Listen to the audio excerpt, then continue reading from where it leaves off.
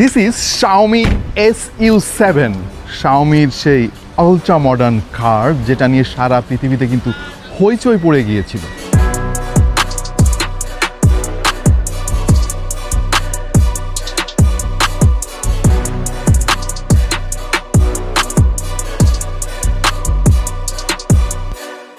মাত্র 1 ঘন্টায় 3 লাখেরও বেশি প্রি অর্ডার পেয়েছিল Xiaomi, এবং চায়না মার্কেট পুরো কাঁপাচ্ছে এই Xiaomiটা। বলা হচ্ছে ফিউচারিস্টিক একটা কার। এর আরও বেশ কয়েকটা মডেল রয়েছে, YU7 এবং আরও রয়েছে SU7 আলট্রা।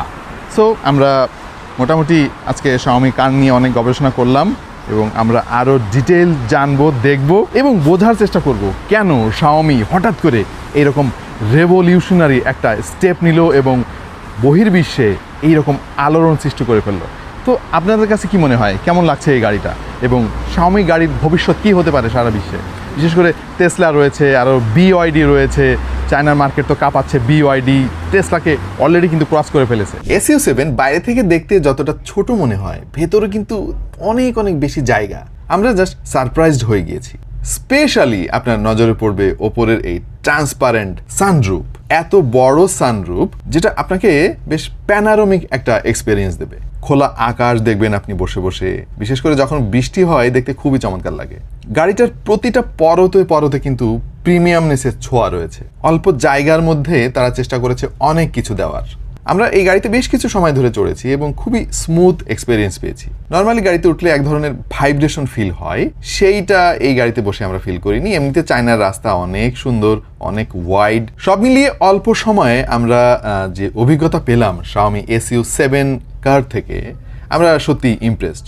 জানি না কবে আমাদের দেশে এই গাড়িটা অ্যাভেলেবেল হবে, আর ঢাকার রাস্তায় এই গাড়িটা আসলে চালানোর এক্সপিরিয়েন্স কেমন সেটা জানার জন্য আমরা আসলে খুবই এক্সাইটেড। আশা করছি কোনো একদিন চালাতে পারবো ঢাকার রাস্তায়। অলরাইট, তো Xiaomi ফোন ব্যবহার করি দীর্ঘদিন থেকে, এবং Xiaomiর হাইপার ওএস তো আপনারা জানেন যে রিসেন্টলি মোটামুটি সব ফোনেই পাওয়া যাচ্ছে।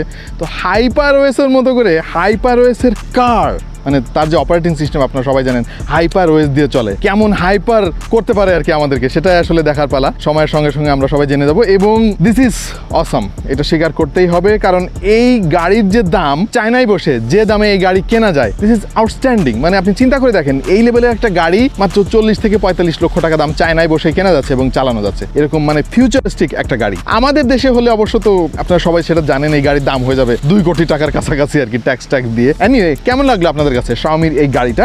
অবশ্যই আমাদেরকে কমেন্ট সেকশনে একটু জানাবেন।